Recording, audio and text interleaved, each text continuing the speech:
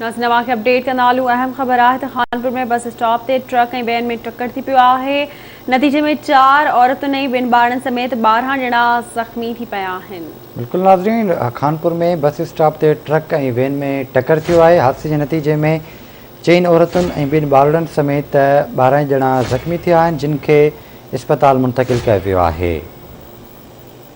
Update कयूं पिया, खानपुर में बस स्टॉप ते ट्रक ऐं वैन में टक्कर थियो आहे। 4 औरतुनि ऐं 2 ॿारनि समेत 12 ॼणा ज़ख़्मी थिया आहिनि। ज़ख़्मियुनि खे तिबी इमदाद लाइ इस्पताल मुंतक़िल कयो वियो आहे।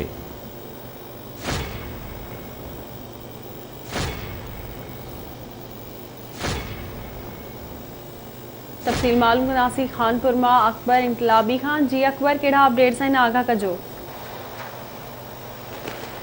जी अकबर, आगाह कजो हादसे बाबति।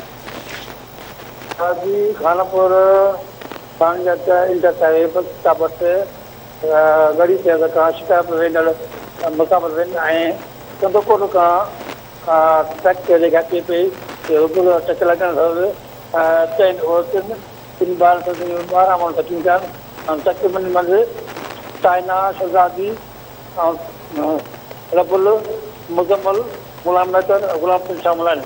जिन ते ज़ख़्मियुनि खे ॻोठाइण ऐं जेके मज़दूर माण्हू तरफ़ जी। ठीकु आहे अकबर, वॾी महिरबानी अव्हां जी तफ़सील खां आगाह करण लाइ।